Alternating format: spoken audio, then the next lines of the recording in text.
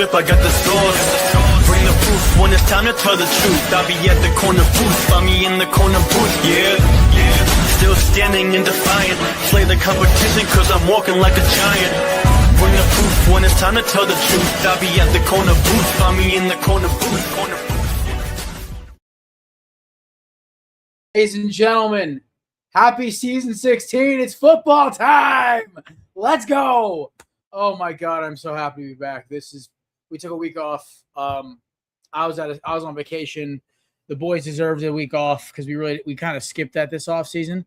As you can clearly see, my beard is still technically on vacation, so gotta trim that up. But training camp has started.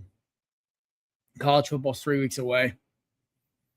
Oh my Lord. And baseball is still just kicking up heat. I love it. This is my favorite time of year, man. Right at the beginning of fall, end of summer. Best time. Ladies and gentlemen, join me, my co-host for the 7th straight season. Ladies and gentlemen, or 8th. Ladies and gentlemen, Mr. Matt Ordazzo.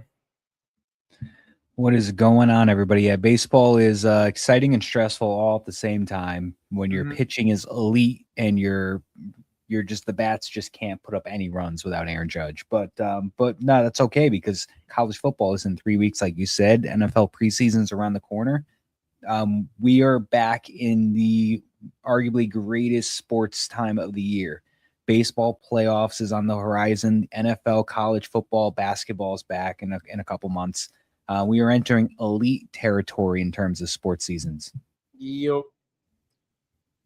I am so happy. One, I love how it's all quiet in the Philadelphia front. The biggest news is that our 2 starting wide receivers' hamstrings are like mine, a little tender. Other than that, silence. I love it. There's no Diana Rossini. By the way, shout out to Aaron Rodgers for his chucking haymakers at Fauci, Rossini, the NFL. I mean, listen, all political stuff aside, if you just want to listen to something funny, last Monday's episode of McAfee was hysterical. Aaron Rodgers' interview, and you can tell McAfee's like trying to enjoy it, but he's also realized like, oh, I'm gonna hear about this later. But it was the most hysterical thing ever. Honestly, I made this take over the week. I think that whole Patriots Rossini Vrabel thing did us a favor.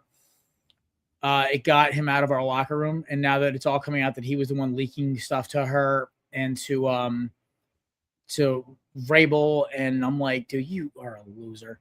But you know what? AJ Clown is now on the New England Patriots. I still root for the Patriots as a secondary team for obvious reasons, but I'm going to root for him to have his worst season of his career. They can still go win the AFC Championship for me, but as long as he doesn't play well, good for me.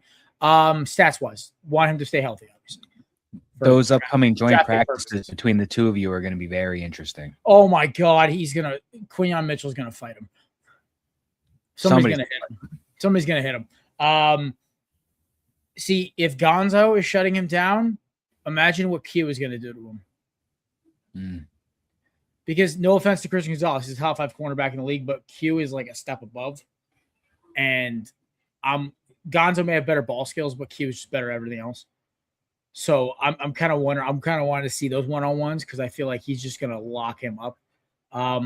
Also, I'm very optimistic for the season. I think we'll talk about both divisions in a little bit today. Obviously, is our AFC NFC East preview along with our Atlantic Coast Conference preview. So, for those of you wanting to know the schedule is coming up for the following shows, they go as follows. So today, August 10th, will be AFC East, NFC East, and ACC. Basically, the Jared Klim and Nathan Wynn experience, along with Matt Ordazzo's pro team. Actually, Nate is no longer a Cal fan. That's a secondary team. He's an LSU Tiger. All right.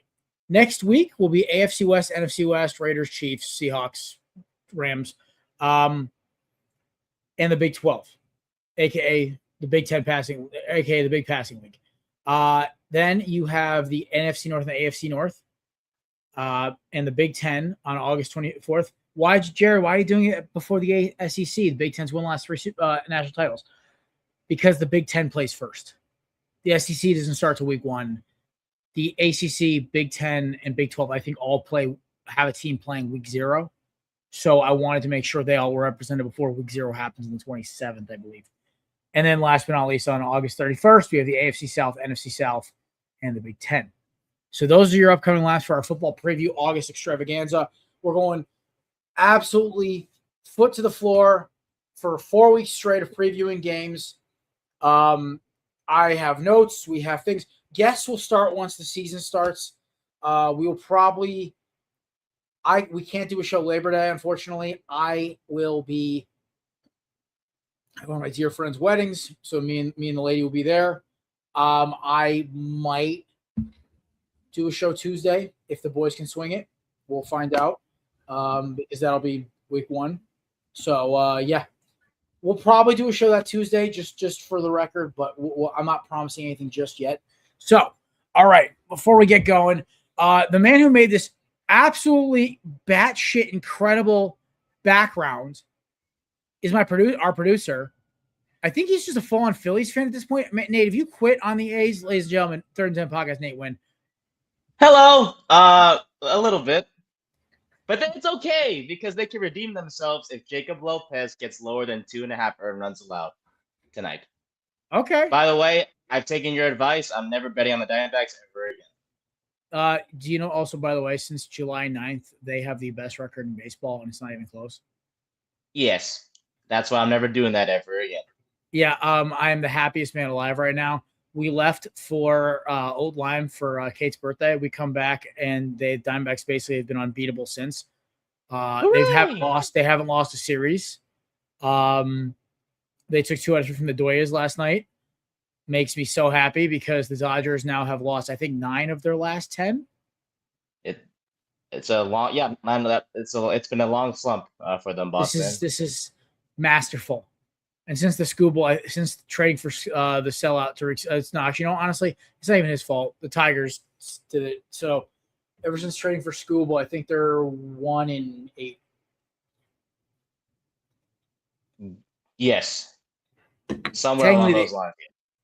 They'd still be on a losing streak if Marte and I don't even remember who hit 4th for us on Saturday, but I watched the end of that Diamondbacks Dodgers game that broke the streak. Dude, Dodgers should have lost. Diaz got killed in the 9th. He comes in, Perdomo and Carroll back-to-back triples. They had everything ripping and rolling, no outs, and Diamondbacks couldn't get one more home. I'm like, golly, man. But you know what? I'll take 2 out of 3 from those morons. There is a realistic chance, gentlemen, that if the Dodgers keep playing the way they're playing right now, because their bullpen has been bad, their starting rotation is getting worse. Except for Yamamoto pitched a gem on Saturday. I'll give him his flowers. He pitched great. But dude, the Padres are getting hot and the Diamondbacks are scorching red hot. There's a chance right now that the Dodgers could be in 3rd by the end of the month of August if they're not careful. Because the Padres and the Diamondbacks, the 2 hottest teams in baseball right now, and the worst team in baseball of the last half a month has been the Dodgers. And Dodgers fan pages have started popping up on my and this is not me getting cocky because I know the Dodgers have turned it on in the past seasons. But the Diamondbacks keep getting back good players. Michael Sorka is coming back, I believe, in the next 2 weeks. Justin Martinez in the next 3. And in the next month, we also get Corbin Burns back. To add to Cy Young and the Reds, what do you say? The Red Sox are 1 loss away from having a losing streak finally. Which, by the way, is if they lose tonight, it'll be their 3rd consecutive loss. Come on. You know why I said July 9th, right? Because you know who started their winning streak like July 12th was the Red Sox. It was like, I am blown away. And, I love how there's already Matt. I used to have that shirt, by the way, back in the day. Yeah, I got Melky. Everyone had a Melky Cabrera shirt who lived in Connecticut, dude. Melky Cabrera was the man. This is probably 20 years old. Dude, I know, right? I had it freshman year of high school. So I'm looking back at it. And now my favorite part about the whole Red Sox thing is like there's a rumor now that like they're stealing signs like the Astros did. Like there's some pitch count interference crap. And I'm like, if that's true, that's just depressing. But like it's so much fun because this team has only 2 real stars, and one of them's playing like crap. So I'm kind of just like, all right. Like, and if it is true, fun. And if it is true of any sort of cheating, which I'm not saying it is, I'm saying if there is anything to it, we won't find out for like 5 more years when there's some sort of it'll be investigation. like half the guys will be retired or on their last contract, and like John Henry will just be like, you know what? Yeah, we cheated. Screw it. I'm not saying they are. I would honestly think it's stupid. I'm like the Red Sox are just, if you watch the games, teams are just, I think, getting in their own heads. I swear that's what it is. Like, so everyone, it's no secret on the pod, I play adult league baseball, right? So we played the defending champs on Saturday, and we started off the game 3 or 4 runs in the first inning, a double by our captain, a single by one of our leadoff guys, and our shortstop hitting cleanup hits a 400-foot bomb over the fence. And so we're up 3-0, and we're feeling good. We're up 3, and then we started making mistakes in the outfield and everything else. So by the time the game was over, and you know the thing is, like, we let it get in our heads, like, we have to hang on. This team's so good. Their pitching's not good at all. Their pitching's average, but what they're good at is they can hit and they don't make mistakes. And a lot of these teams are doing that to the Red Sox right now, where they're making these mistakes. The Red Sox can hit and they don't make mistakes. They have good pitching, but that's not why they're winning games. They're winning games because they're hitting the crap out of the ball. So a lot of these teams doing that. Then you go to the flip side, you have a team like the Dodgers who's sitting in their own heads right now, and they have no idea what they're doing. And they're losing. Be in mind, listen, they're playing 3 of the hottest teams in baseball: the Cubs, Diamondbacks, and Red Sox. But each team has beat them in their very signature way. The Diamondbacks, listen, they may get down early, but they're the most annoying team to put away in baseball. They just find ways to get hits and get score runs. I think they have 8 walk-off wins this year, and I think they have like the most comeback victories of any team in baseball. Nick, you look it up if they have the most. I believe it's 27 or 28 comeback victories this year for the Diamondbacks, which is insane because that's a third of their freaking wins. I think they're like first or second. But to wrap this baseball point up, the Flames right here, it's perfect timing. This is the hottest time of the year. Everyone's freaking out. It's like it like who's gonna make the playoffs? So everyone's always, it's still the Dodgers. I'm like, I don't know. There's a lot of good teams out there who are starting to make runs. And as we saw in 2023, which, sorry about that, Major League Baseball, we did it to everybody. It doesn't matter what you do in the regular season. It matters what you do when you get in. So I'll just leave you with that. Matt, any thoughts on baseball before we sprint into football full speed? No, I'm just, you got to give the Red Sox credit. Even as a Yankee fan, you have to be unbiased here and say that it has been an absolute just miracle. Just, if you're a Red Sox fan, this is probably the greatest thing that can happen to you right now. You have a team that was 15 plus games behind in first place, was well under 500, and proceeded to win 15 or 16 in a row, has then continued to stay hot. I think they have some sort of insane series. I think they just dropped it because I think they lost twice to the A's. So their consecutive series streak is broken. But like one of the hottest teams from July and August have now found their way, I believe, a game and a half or so behind the Yankees for second place. They're in the second wild card. Just like an absolute just incredible story. So you have to give your flowers to the Red Sox. And I also got to I just love seeing terrible teams do well. Like, who would have thought the 120-something lost Chicago White Sox from last year would be a playoff team right now? I believe in first place in their division. Absolutely insane. Who would have thought Luis Roberts would be probably kicking himself for getting traded from the White Sox, who were the worst team last year? So one of the worst teams. So shout out to them. Miami's fighting. They're proving us wrong for who's going to be the worst team in the league. I said Miami because that was just always an easy pick. But no, baseball's fun. The Yankees this is probably the most productive I've ever seen the Yankees without Aaron Judge for a long period of time. The fact that they're maintaining second place, they're maintaining the first wild cards is as frustrating as it can be when Cam Schlittler gives you 7 innings pitched with 11 strikeouts, 3 hits, 1 run, and you can't score a single run to give him some support. He's absolutely dealing, by the way. Can we just set that for the record? He's dealing. It's an absolute crime going into the 8th after I gave you that pitching stat line, and the Yankees are down 1-0 and they can't score runs. So elite pitching, wasted offense, and they got to figure it out. Hopefully they get Stanton and Bellinger back at the end of this month and Judge by October, hopefully.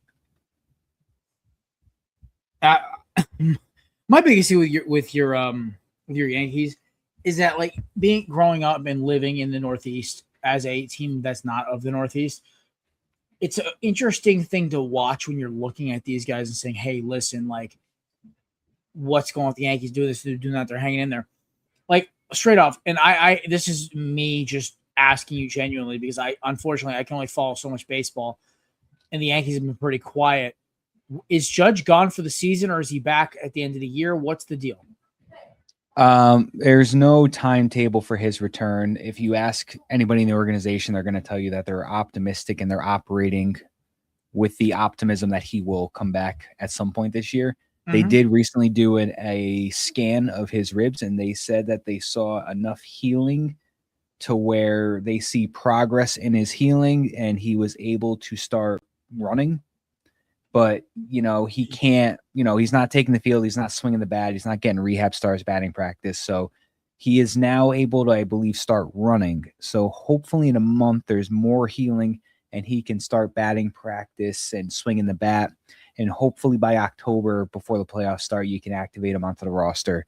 That's probably the best case scenario. As of this moment, they said there showed small progress of healing and he's now running. Also, hey, listen, that is good news. So for the people wondering at home, yes, the Diamondbacks do have the most come-behind wins of any team in baseball this year. 33. That's half. More than half of their wins. This is why they beat teams, because teams get up and they don't care how good your bullpen is. They still smoke them. I don't get it. I swear to God, they're sleeping for the first 4 innings. But I'll take it. But let's talk some football. So we're gonna start with the AFC East. And we're going to start with the Miami Dolphins. Because they're going to be last. Exactly.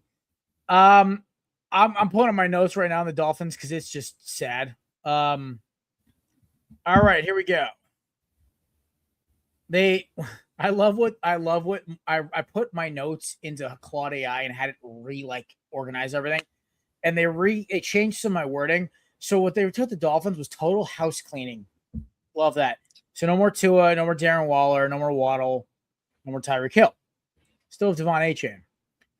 That's it though. Oh, and Malik Willis, which should be fun. But this team is going to be bad. I warned you guys last year that they were going to be a dumpster fire. They didn't really improve. This is their ouch year. This is where Malik Willis is running for his life. As long as they can keep him alive till next year, where they can get a decent draft pick, maybe get some guys. This is their 2, 3, 4 win season. Then they go get a top 5 pick, where they can go burn on Jeremiah Smith or another receiver, or a tackle or whatever. And then boom, Dolphins are back in it. But that is what they're looking at right now. Honestly, there's not much optimism here in Miami. I mean, Achane's going to be fun offensively. Malik Willis could be entertaining because I think Sean Mannion resurrected this guy's career. So, yeah, there it is. Not a NFL record, $99.2 million in dead cap. Holy shit. How? Here. You know what? Everyone gave Philly so much crap for Wentz's deal. And I remember, I think there's one other team who had a really bad dead cap hit last year. It would have been the Colts. I remember. But there was a lot of dead cap going around. I think it was the Saints too. We had one for Rodgers, I think. Yeah. Yikes. But any optimism in the Dolphins, Nate? Or are we just going to put a pin in this one and say they're going to be bad? I think the Dolphins could be a 3-4 win team. I think, I agree with everything you said, especially about Malik Willis earning a shot. And he got his shot. The only problem is that he's in a situation where they're going to set him up to fail. He came into a roster, no Tyreek Hill, no Darren Waller, mediocre offensive line, but they had a very good running back in Jalen Waddle. They trade Jalen Waddle, so now you have Achane. You draft a couple receivers in Caleb Douglas and Chris Bell. I really like the Jacob Rodriguez pick the most out of everybody they took in that draft, but I think you're going to have a team with some promising players, but overall just a terrible year one, top 3 pick. I'm going to lock that in, top 3 pick of Miami Dolphins.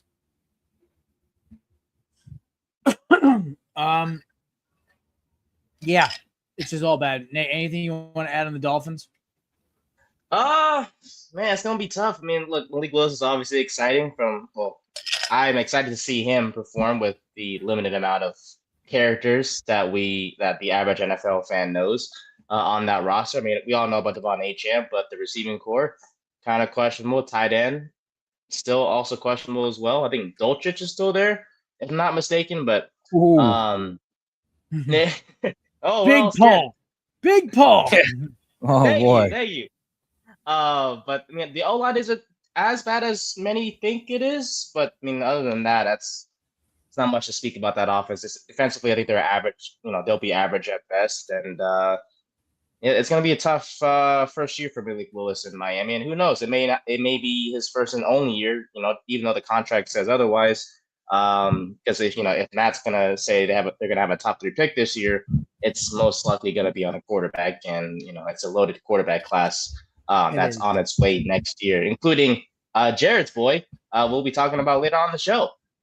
So we'll see what route Miami takes come next offseason. But so it's going to be a rough year for Dolphins fans this year for sure. It is. All right. Speaking of not as rough a year, let's talk Matt's New York Jets.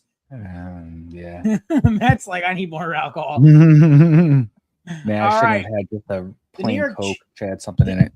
The New York Jets have had almost as interesting of an offseason as their returning quarterback, Geno Smith, who has had more arrests than he had interceptions in his first game as a Raider last year. Yeah.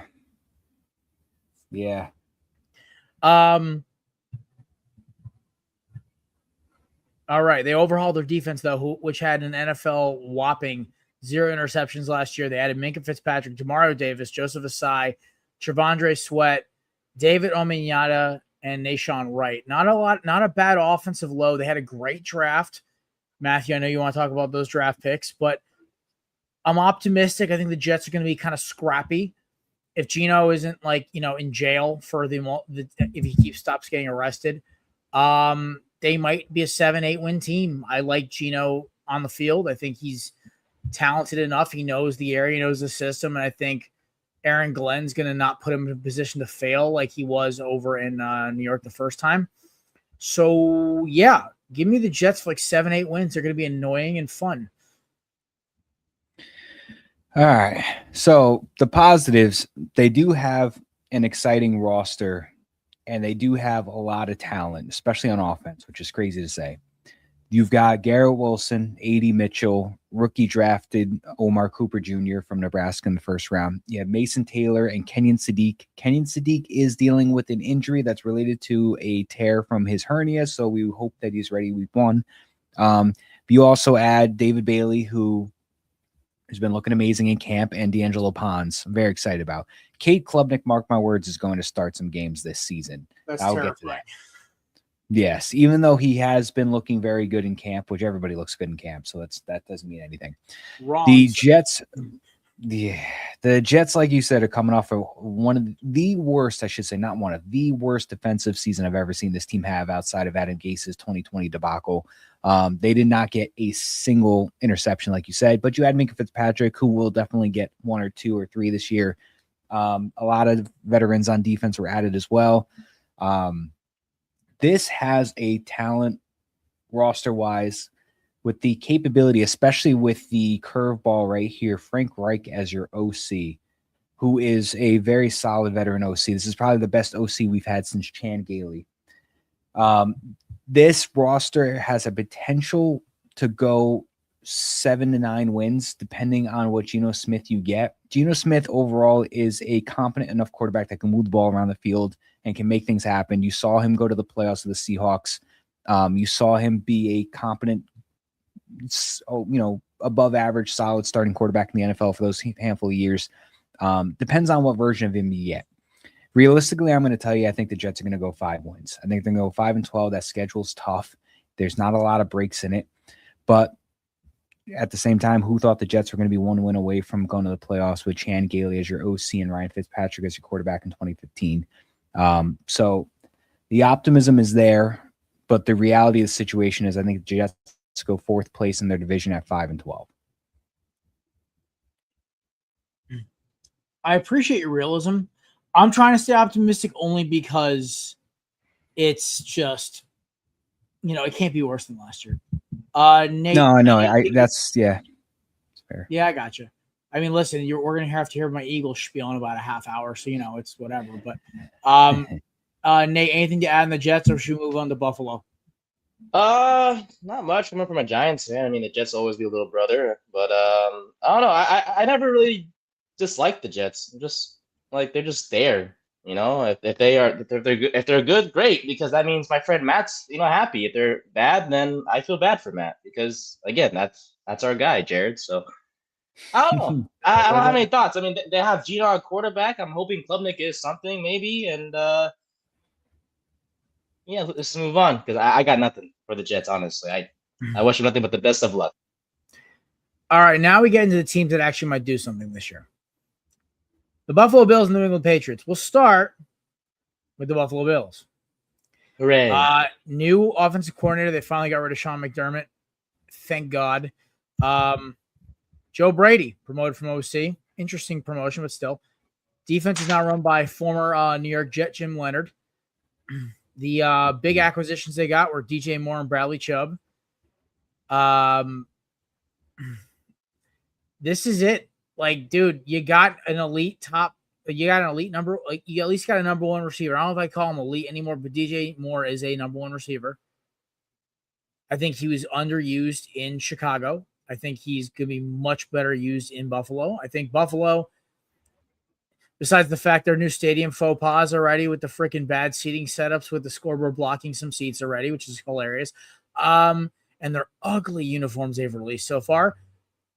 I looked at them again after we talked about them 3 weeks ago. I'm like, those are actually really ugly. I hate them. But anyway, all eyes are on Josh Allen, as I've already gotten off the Josh Allen bandwagon. I think he's overrated as all hell. He's just Lamar Jackson with better marketing. Seriously. Everyone craps on Lamar, but Josh Allen has basically the same exact stat line for the playoffs. Maybe 1 or 2 more playoff wins, but literally runs into the same buzzsaw. He gets better matchups. In reality, in terms of the quarterback play, it's like Stafford, Hurts, and Mahomes, and then everyone else chasing them. Because if you want me to be honest, has more playoff wins than Josh Allen, or at least in that Super Bowl title, is Sam Darnold. Yep. Who would have thought? Who would have thunk it? Oh, Drake May, I think, also was like right up there with him too. And I don't count. Obviously, the easy chip shot wild card wins they have every year are kind of what skews the number, but actual like NFC title game appearances and everything else. Yeah, this is what they're talking about. Like, what in the sweet hell is that? This is the one I saw. I was like, what the hell, man? Like, dude, like that's just terrible planning.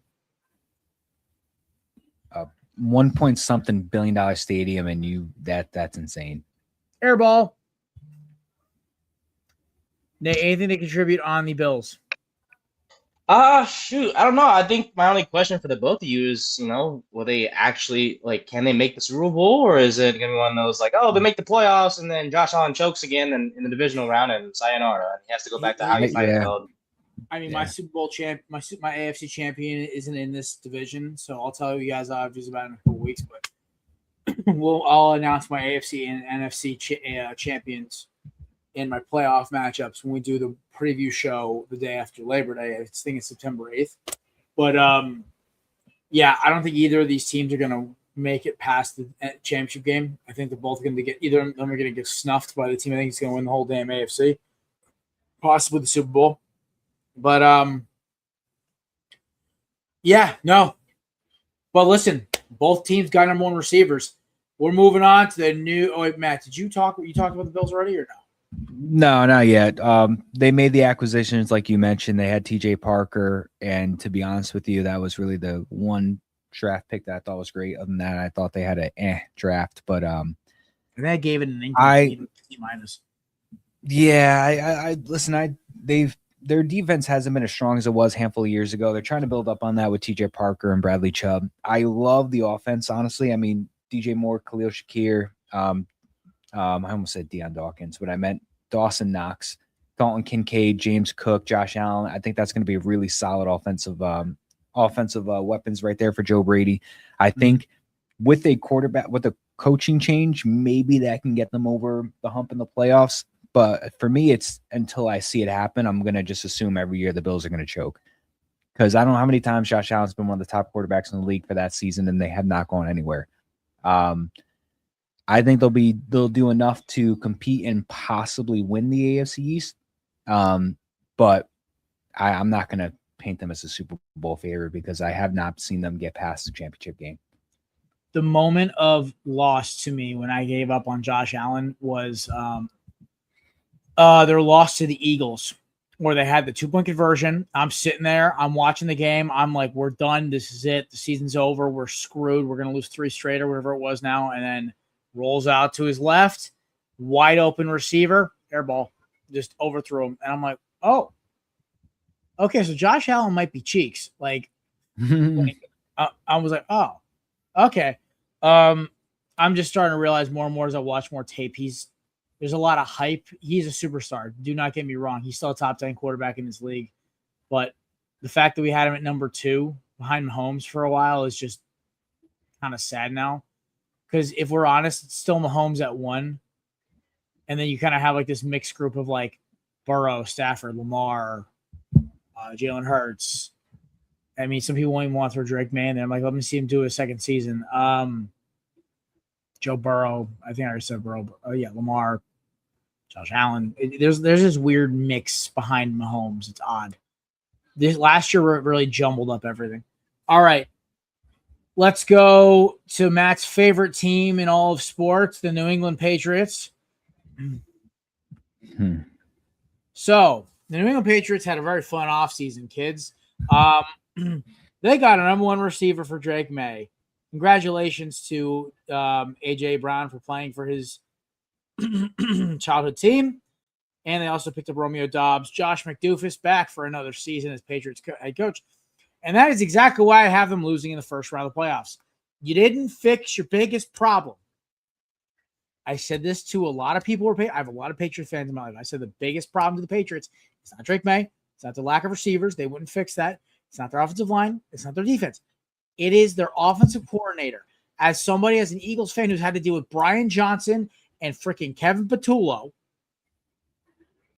I understand stupid at the OC position. Josh McDaniels reeks of stupid. I swear to God, watching that Super Bowl, I sat there and I'm like, to watch for myself. You know what? The rest of people around me, all Patriots fans, were all like miserable. They're not happy. They're kind of upset. They're kind of excited for the Bad Bunny concert or whatever. And I'm sitting there and I'm just like, the play calling is so bad. Oh, let's abandon the one thing the Seahawks couldn't stop and let's run down the middle, run down their throat. Oh, and throw screen passes. That's going to work. When they finally started doing the right thing, it was too late. Josh McDaniels looked more unprepared for that Super Bowl than I did for my freaking chemistry tests in high school. Okay? Like, it's that bad. So, I'm going to say this right now. I think the Patriots are probably going to win this division. I'm going to tell you right now, they're going to beat teams because they got a lot of talent. I love Trevion Henderson. I think he's going to be a top 10 running back in this league by end of season. Now that Mike Vrabel's actually going to use him correctly, because I swear to God, last season was driving me nuts. Where the Ramondre Stevenson love fest was driving me up a wall. On top of that, listen, AJ Brown, AJ Clown, whatever. Am I bitter that he basically forced his way out and nuked the entire season last year for his own personal gain? Yes. Am I happy for him? He's playing for his favorite team? Sure. Am I still going to pull for the Patriots for obvious reasons? Yes. Here's the thing, though. You still got to beat Lamar, Burrow, Mahomes, and Josh Allen. You'll beat probably 2 or 3 of them. And also, oh yeah, by the way, Denver is healthy. And they got Jalen Waddle. And they were one broken ankle from going to the Super Bowl, and they probably would have beaten Seattle. So, sorry. It's going to be Patriots fans, you're going to have a good season. I think it's going to be a lot more physical and a lot more grueling than last season was, where you guys basically were just, you stumbled into the you got into the playoffs, you stumbled to the Super Bowl, and it was really cool seeing you guys there. By the way, I asked for an update on CJGJ, the other defensive acquisition for the Bills. Nate has no update yet, but he got Carr off the field, I think, a few days ago. Nothing yet back on him. But for the Patriots, it's simple. It's Super Bowl or bust. You went last year. You got better on offense and defense. How do you build? So, Mr. Matt, I'll start with you. Your thoughts on New England. I thought my rant was pretty well put. And I'm not a fan of their draft really either, besides maybe their first 2 picks or so. The thing with me is, so you got A.J. Brown, which is amazing, but with all the Stephon Diggs saga, you don't have Diggs anymore. So A.J. Brown, Stephon Diggs, and Romeo Doubs would have been an amazing receiver core. But now you have Romeo Doubs, A.J. Brown, recently retired Jalen Polk. Then you have Demario Douglas, I believe. So it's just you're an injury on receiver away from having nobody for him to throw to. That's my only concern. You do have Hunter Henry at tight end with Eli Reardon as a rookie. The running backs will be great with Stevenson and Henderson. Hopefully they use Henderson more this year. Offensive line will be fine. Defense will be solid. I think the Patriots are going to be it's going to have another strong season. I don't think they're going to be as dominant as they were last year. I mean, let's be honest, that schedule was beautiful for them. I don't know in terms of ways to get Drake May to cut his teeth, phenomenal schedule. But yeah, what a way for him to have a sophomore leap with that schedule. But I don't think they're going to have a repeat of that. But I do think they're going to be competing with the Bills for the division. I don't know. I don't think they're going to go. I don't know what they did last year. Was it like 13-4 or something like that? Something like that. Yeah, 13-4. I think they're into the number 2 seed in the AFC, maybe 1 seed. Yeah, I don't think they're going to go 13-4, 14-3, anything like that. I'll give them 11-6 or something like that. I think they're going to be competing with Buffalo. They're going to find their way back in the playoffs. But not my Super Bowl favorite for the AFC. I think 12 wins. AFC East title, barely, down to the last week against Buffalo. I believe I would love to see. Nate, did they play Buffalo week 18, by the way? Can you look that up for me? No, that's the Jets do. Oh, why don't they set that up for? Because they hate us. Bills Patriots week 18 would be great. They play in Miami, maybe. Yep, they play in Miami. Airball. I would love to see a Patriots Bills playoff game. That'd be great. Oh, yeah. I'm down for that. All right. You ready to talk NFC East? Unless, Nate, you got anything Patriots related? Nope. They shaking his head. We're moving on. NFC East. Here we go. Swap that graphic. Nate worked his ass off today. When I get to see this dude in public finally, I'm going to pick him up and hug him for all the graphics. This is great, though. Happy feet still kicking ass. Literally the greatest thing we ever gave him. I appreciate the kind words, boss. I appreciate you. Yes, sir. Hey, listen, you earned that nickname when you keep kicking butt at rehab. So I got you. All righty. So speaking of kicking butt, Eagles the first team since 2004 to win back-to-back AFC East titles. So curse is broken. I got to give a shout to the Niners for mercy killing us last year and putting us out of our misery. If I had to see AJ Clown drop one more pass, I was going to lose it. I was ready just to walk out and just be like, all right, headbutt in the snow. Let's go. Fun. Every team had a fun offseason except for one. We're going to start with that team, the Washington Commanders. Now, the Commies just picked up Stephon Diggs. So congrats, guys. You got another basket case at receiver. My favorite part about the Commies, though, is that they also added Calvin Austin, Isaiah Likely. No, wait, Isaiah Likely went to the Giants. He's the Giants. Yeah, Giants. why is it? They have Chigakonkwo. Yes. The other tight end. Yep. So, yeah, there you go. And then I just want to make sure Jason Sanders, DJ Reader, those are Giants or Commanders? Jason Sanders was a Giant and he got cut. DJ Reader is also a Giant as well. He is a Giant as well? I think Jason Sanders is now kicking for the Jets. Dude, this is why I'm happy I checked just now because I was about to read this off. But let's be honest. Scary Terry's 31. Diggs is 32. Yeah. Who's the running back again? It is. Husky Merritt. It's Bill. The science guy. Because Chris Rodriguez is gone, I think. Yeah. He's still there, I think. Oh, he is. Yeah, he is right. He is there. Who's there? They have a third back, too, that's kind of a nuisance. Well, they just My bad. drafted Oh, Katron Allen from Penn State. yeah, Matt's right. Rodriguez is in freaking Jacksonville. Again, where is he at now? I'm kidding. But it's Krosky Merritt, Rashad White, and Katron Allen as your 3 running backs. Rashad White, yeah. Dude, it's a Hey. bunch of hope. It's Bill, but it's like Bill because he was so unreliable last year, and they gave it to Eckler so much before he got hurt. How do I put this delicately? The Commanders are still old. They didn't really, besides Sonny Styles, they really didn't do much in the offseason. That makes me go. So 5-12 because Dallas, New York, and Philly all got better. Yeah. Like the New York Giants are probably going to be a 9-10 win team. The Cowboys probably 9-10 win team. Philly 12 wins, 11 wins, whatever. Like somebody's got to be bad. And I'm sorry, your offensive line didn't get much better. Yeah, you got another weapon to throw to, but it's like, is it really an upgrade? You didn't improve the biggest part of your defense. I think they realize this is kind of a lost season. They need another year of rebuilding, getting out of these bad contracts. So that's my thoughts on the Commanders.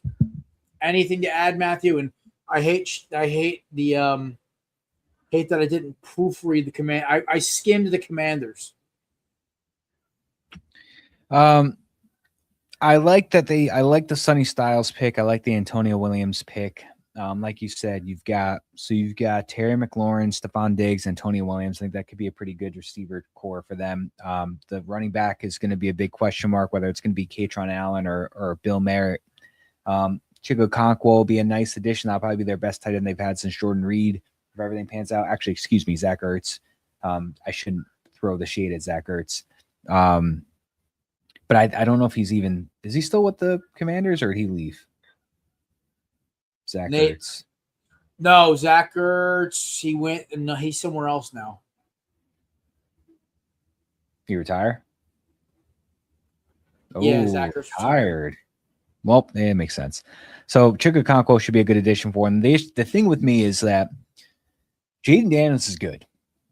He's a very good quarterback, and he didn't look well last year because of I don't know how many times he got hurt between his lower body and his elbow dislocating. This poor guy couldn't stay on the field healthy, and they kept throwing him back out there. Of course, he's going to go back out there.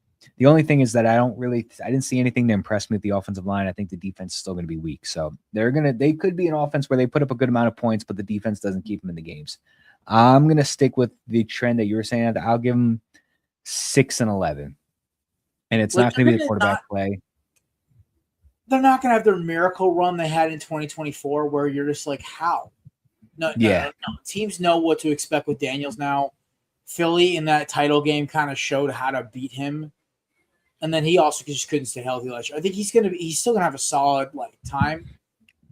I think they've got enough people on that offense between the 3 receivers I mentioned, Okonkwo, and to have production. The only thing is that what is he going to be doing at running back between Merritt and Allen? I think maybe Allen rushes, Merritt catches, or something. I don't know. Rashad White's there too. It's going to be weird.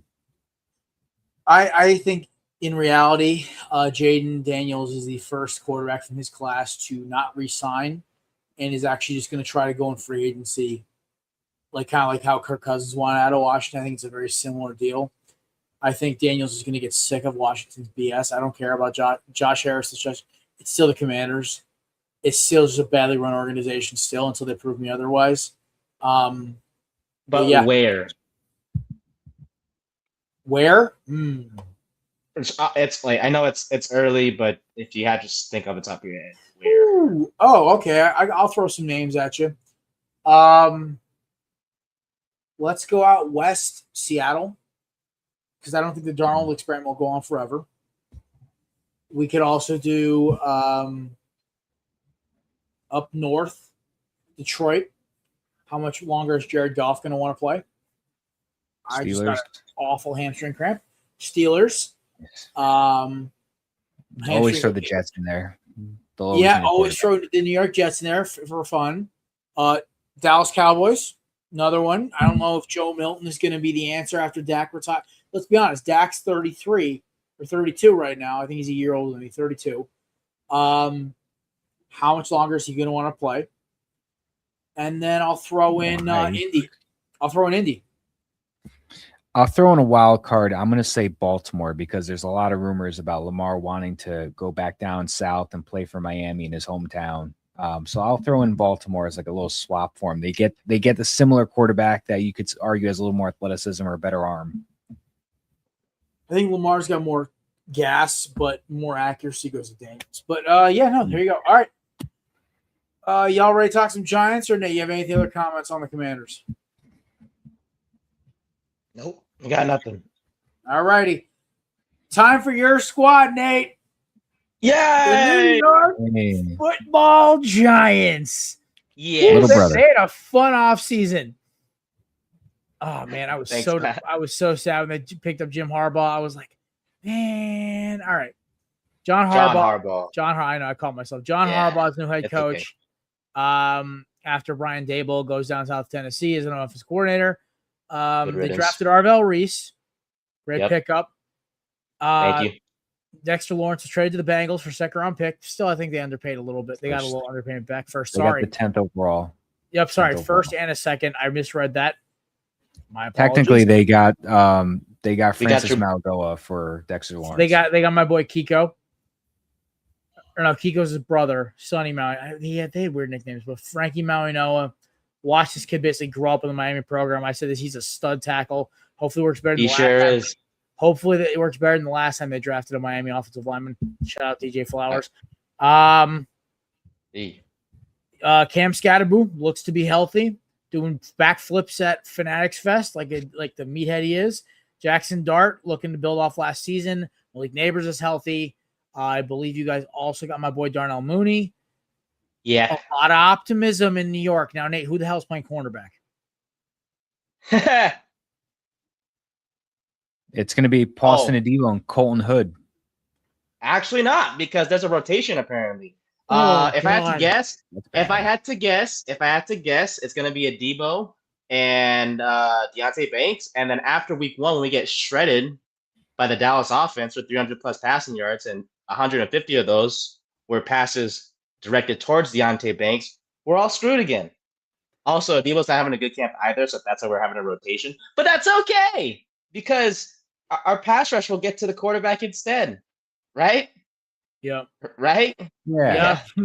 Hey, listen, apparently Abdul Carter looks great. Like, they all look great. It up. Their pass rush is going to be gnarly again, but the thing is, if you can get that ball off quick, ain't going to matter.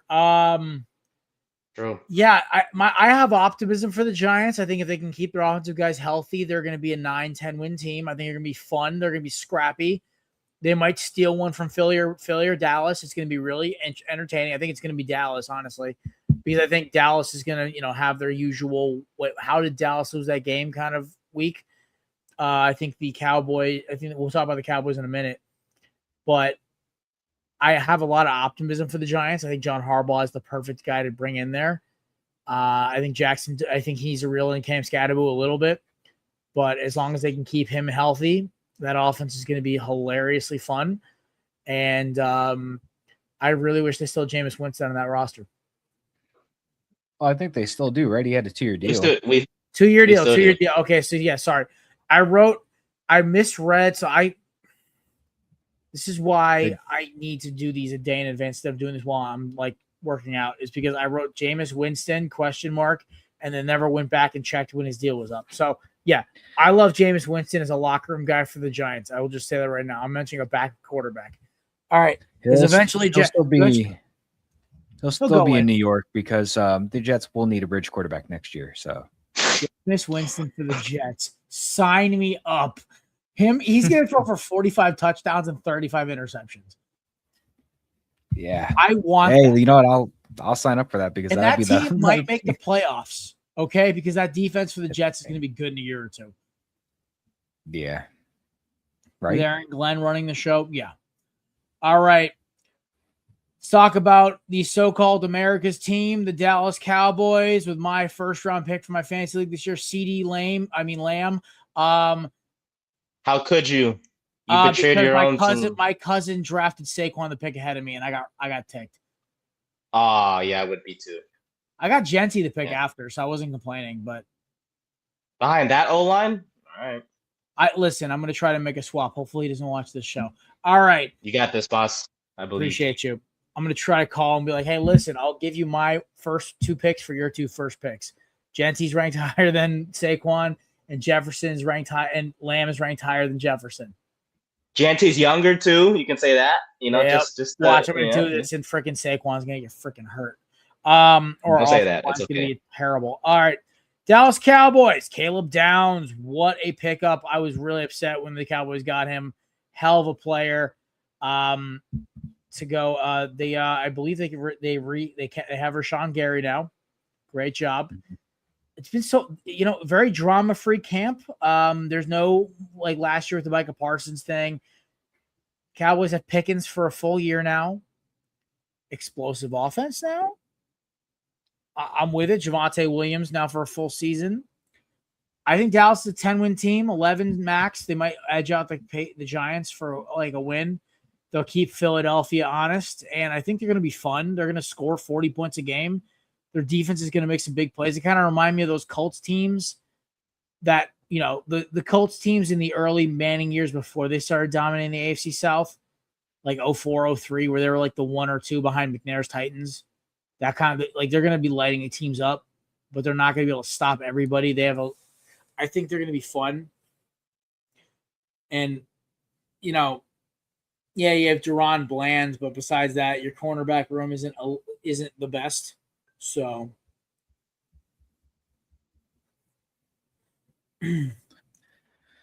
yeah. So I like the draft. I like the Caleb Downs and the Malachi Lawrence pick.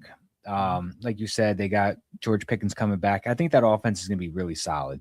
I think one of the more underrated guys that nobody really talks about is Jake Ferguson. I think that's a solid tight end that they have there. They always have a good diamond in a rough tight end. Dalton Schultz was great for those couple of years.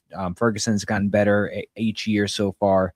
I think we're going to be back to the high-powered offense of the Dallas Cowboys with a stronger, improved defense. I think that's a recipe for 10, 11 wins, like you were saying. I think this could be a competitive division in the sense of I think you can get like a 9-win Giants, a 10 or 11-win Cowboys, and a 12-win Philadelphia Eagles. So I'm going to have the Cowboys in second place in my rankings with a wild card berth. I'm in the same boat with that. Honestly, Dallas. First round exit. Oh, what they're going. The problem is they're going to face one of these teams, either Philly, Seattle, or LA. Possibly. Yeah. Oh Lord, just if this is how the rankings end up, so it's obviously LA's probably gonna be 1, Philly 2. I'll throw NFC North coin flip. I guess Chicago 3. Yeah. 4, then I guess coin flip between Tampa and New Orleans. Yeah. And then the wild cards are probably going to be Dallas, Detroit, maybe the other one between Dallas and New Orleans, maybe the Giants. Seattle is another one. I still think you'll get a first round Dallas exit. Just how it's going to be. Oh, be. yeah, they're going to lose to somebody. The problem is the 3 top division winners are going to be nasty. Oh, you also have Carolina you have to worry about. The whole entire NFC South. We're going to talk about that in 2 weeks. And that division is basically what's burning behind me. And it's literally they're going to be eating each other. And it's going to be so fun. I don't think any team's going to have over 4 wins in that division. I think the Bucs got worse. The Saints got better. The Panthers got better. And the Falcons got worse. So I think it's going to be 3 really competitive teams. And then there's just the Falcons just hoping Bijan Robinson stays healthy. Can you guess what Dak Prescott nicknamed the Dallas offense this year? What the nickname is? The running boys. It's called GOAT-T. GOTI. It's an acronym. Never mind. I wasn't excited. Airball. It's, I believe, if I'm not mistaken. Oh, it's greatest offense there is. That's what it's short for. Yeah. I do like seeing George Pickens. He's a fun receiver to watch. I will, because he's just so reckless. He's like out of control, and I love it. Also, watching him play it gives me the best content. Watching a depressed Cowboys fan on TikTok because his obsession with George Pickens is just amazing. All right, time to rip the Band-Aid off. Hooray! Go Birds! All right, Philadelphia Eagles had a fun offseason. So they picked up a bunch of receivers, Dontavian Wicks, Hollywood Brown, Elijah Moore, and drafted Mekhi Lemon. They let go of a certain receiver who will not be named because I already said his name enough. They got a first and a fifth out of it. Good job, Howie. Sean Mannion, big fan of him. New offensive coordinator replacing KP. That's all I'm going to call his name because I don't want to bring it up. Jeff Stoutland, Southern Connecticut State's finest, stepped down. Sad to see, but I think the offensive system last year, offensive line was terrible. Terrible as in they were average for how they have two potential Hall of Famers on that offense already and 3 Pro Bowlers. They should be better. So I'm not putting up with injuries aside. But Jalen Carter is now the highest paid defensive tackle in NFL history. Well deserved. He's the best defensive tackle in the NFL, and it's not close. The storyline is simple. They're like, oh, is Saquon? Listen, Saquon will be fine. He's no longer playing on MetLife. Secondly, for the receiving core, I told you guys during the draft, I said Mekhi Lemon, if he can stay healthy and stay on target, his pro comp to me is Antonio Brown. And I stand by that. But do you know who is playing out of his damn mind in that camp right now? Is 3 receivers for the Eagles that aren't even named Devontae Smith, by the way, who put on 10, 15, 20 pounds of muscle and is killing everybody he goes against. Not actually, but you know what I mean? He's the number 1 receiver, no doubt. But 6'5", 6'6" Johnny Wilson, back off injury. Darius Cooper, built the same as A.J. Brown, run the very plays in the game, was the D3 guy we got last year during camp. Made a couple of big catches for us when Dotson was around and they needed a third guy. And finally, Dontavian Wicks has been unreal. You're shaking your head. You're shaking. No, I'm shaking my head because we're not going to do the Johnny Wilson stuff again. We know this already. Listen, I'm telling you right now, I've heard this from 4 different sources now with Johnny Wilson, that the 6, it's the dude. He's mossing everybody. He's playing great. It doesn't matter. It doesn't matter. I know he's got to stay healthy. He's gonna hurt again. No, he's not. Well, listen, Devontae Smith, Dontavian Wicks, and Mekhi Lemon, and Darius Cooper. That's a hell of a 4. I don't know if Hollywood Brown makes the team. I don't know if Elijah Moore makes the team, but Eli Stowers is looking a little better. But that Eagles defense, Tariq Woolen. What an acquisition. He fits so well so far he loves Vic Fangio's defense, which is great. Hugh, Cooper DeJean, Makuba, the pass rush loaded up. Apparently there's a rumor we're going after Jesse Bates, and apparently Nolan Smith might be part of that deal. I don't like that. I don't love that at all. I want to keep Nolan Smith. I'm like, if we can do a draft pick instead, that'd be great. Buda Baker's another name I've been hearing around Eagles camp from the sources I got. So Buda Baker, Jesse Bates, the 2 names I keep hearing because apparently they like Marcus Epps at the other safety across from Makuba, but they'd like a grizzled vet if they can have it. So, honest to God, the Eagles' offense should be better than last year. The 2 games they didn't have A.J. Brown, their offense was a completely different thing. They were able to have a balanced attack. Ask Nate's Giants what they did to him the second time. That was a beatdown. I think that now that Hurts doesn't have to worry about somebody screaming, I want the ball every 5 seconds, they actually might be able to have a balanced offense. I'm a big believer in what Sean Mannion does. He made Malik Willis get a big contract. And he made us believe in Jordan Love. True. And the Packers are going to have a terrible season this year without Sean Mannion calling plays. So I am very with this. Give me the Eagles to have 12 to 13 wins. NFC East champions, but it's going to be a different team. This isn't going to be like 2024 where they bulldoze through everybody, or 2022 where they light teams up through the air. I think this is going to be a very different team. I think you're going to have people kind of rewriting the ship on Hurts a little bit because I think this Mannion offense with them being under center is going to allow him to kind of find a new level of his game. I'm very optimistic about Philadelphia this year. If you had to guess, would you say are you gonna have a better rushing attack or passing attack this year? Yes. If you had to choose one.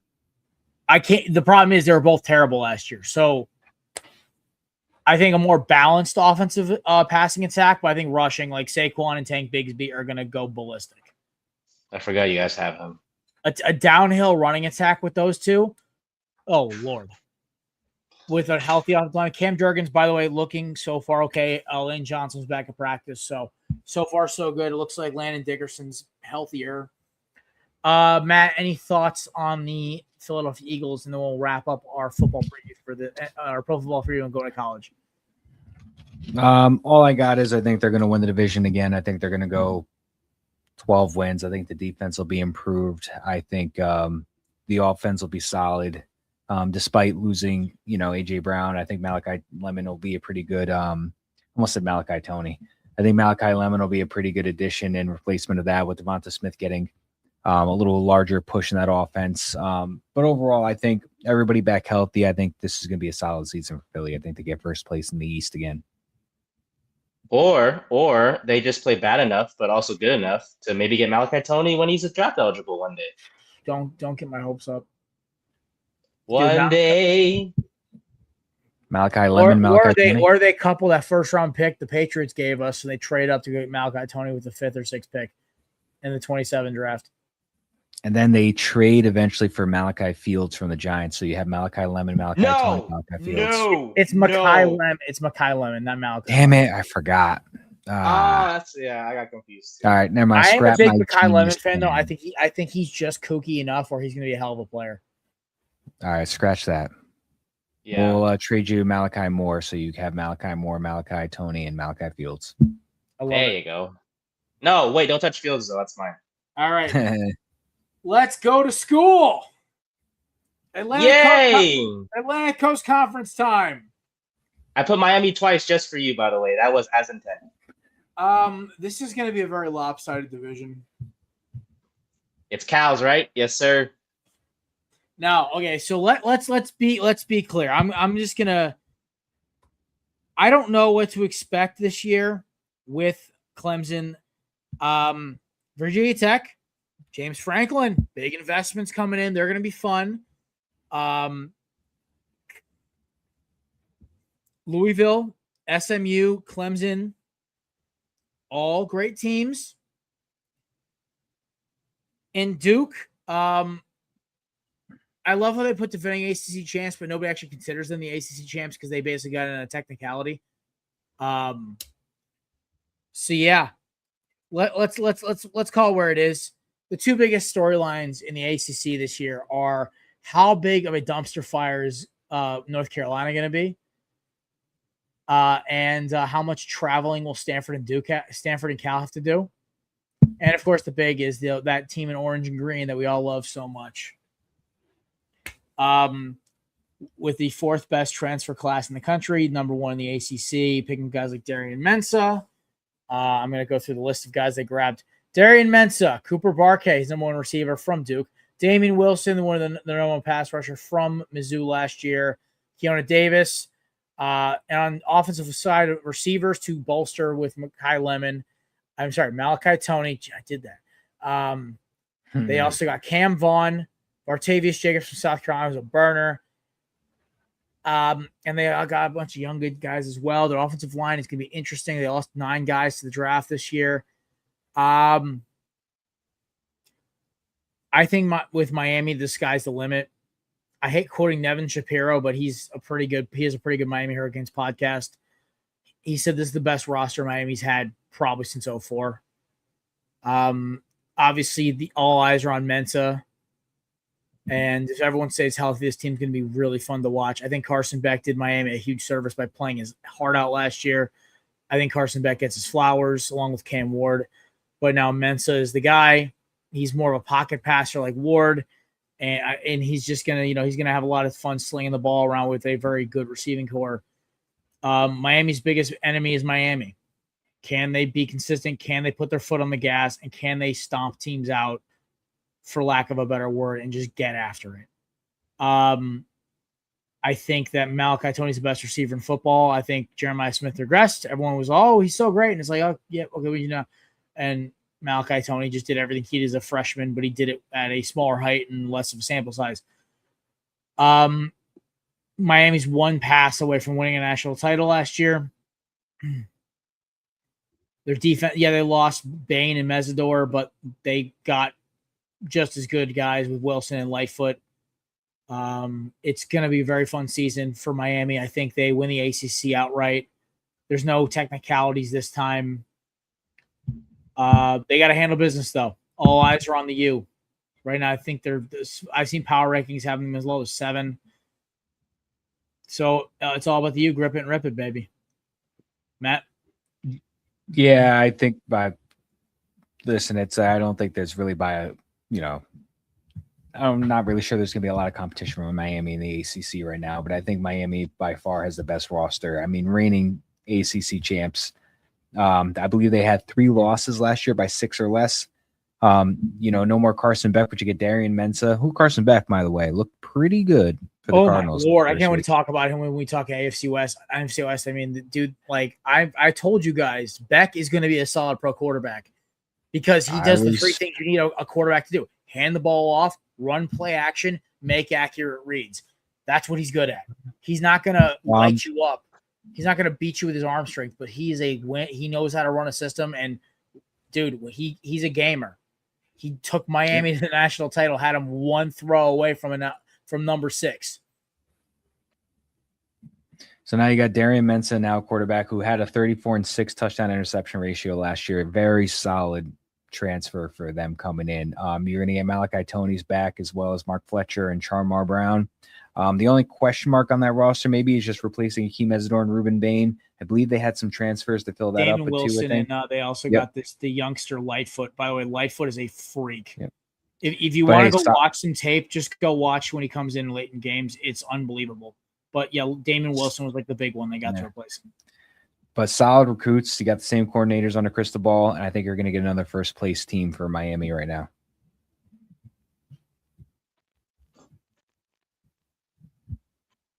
Nathan, Cool beans. Contribute. How are the Cal Bears looking? No, Nate? sir.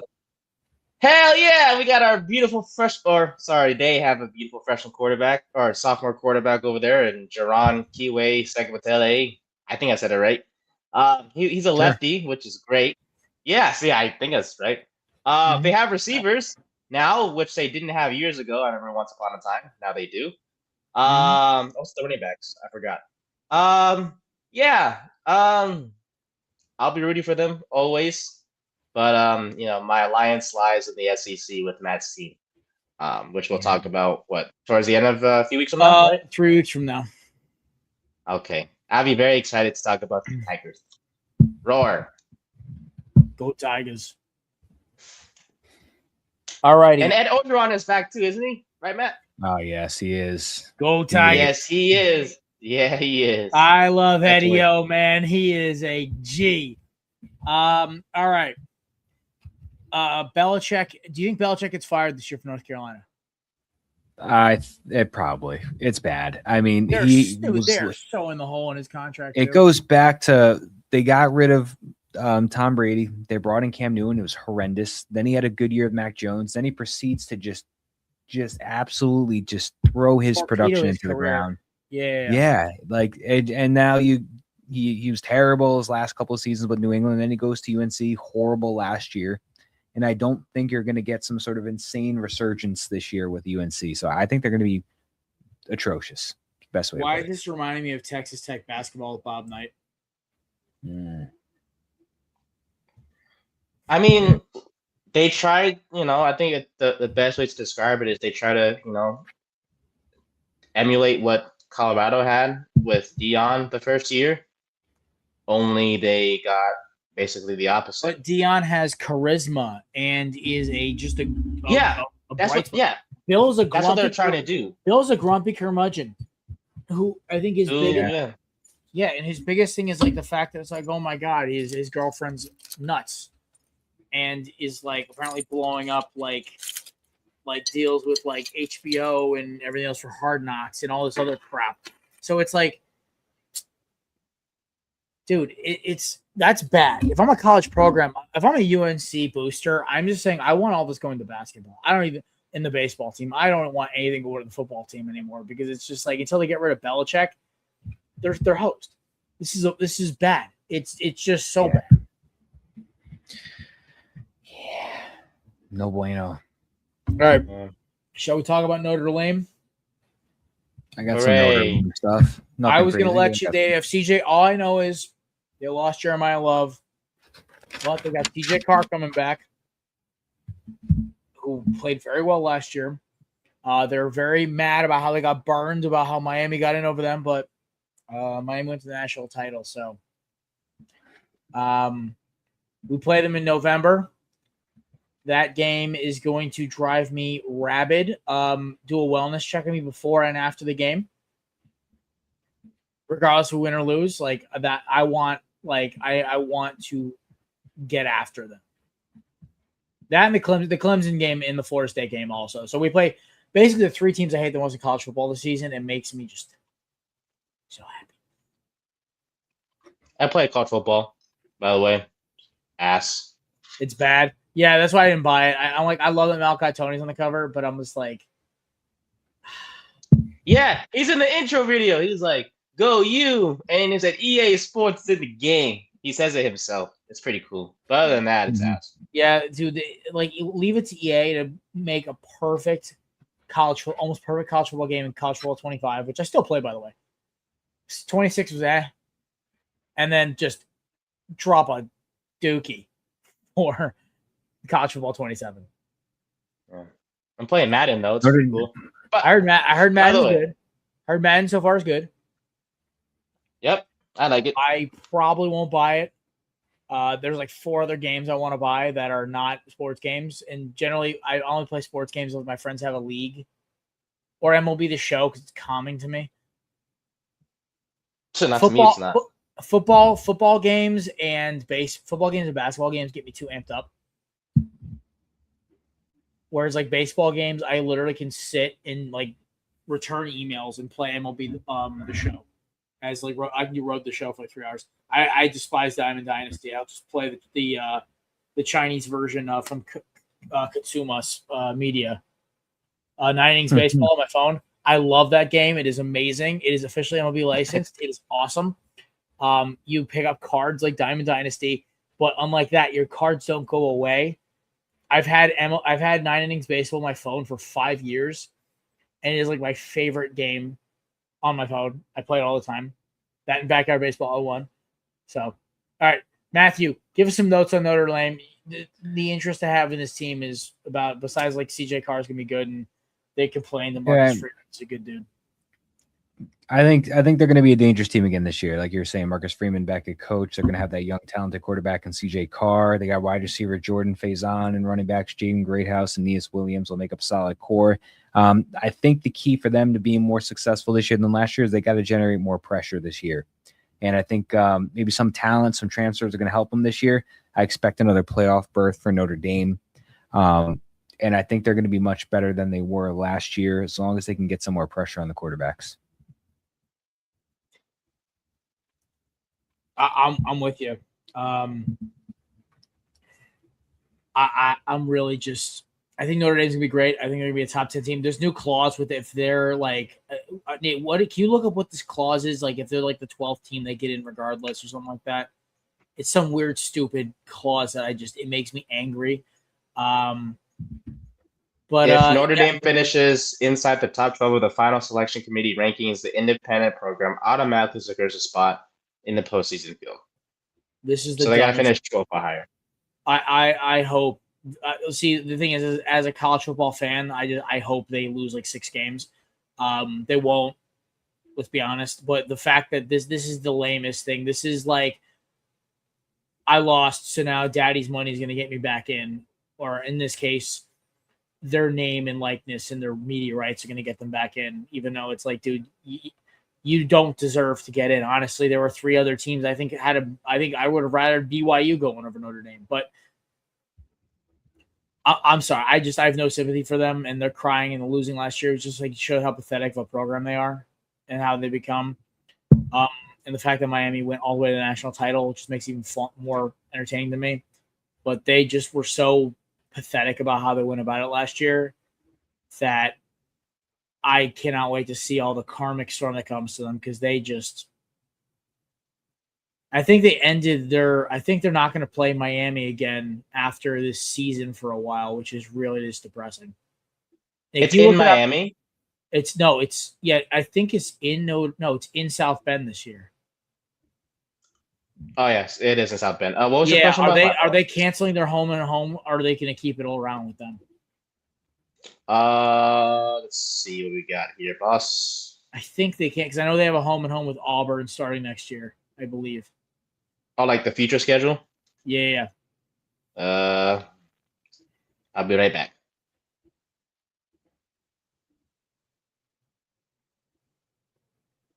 All right. Nate's going to look that up for us.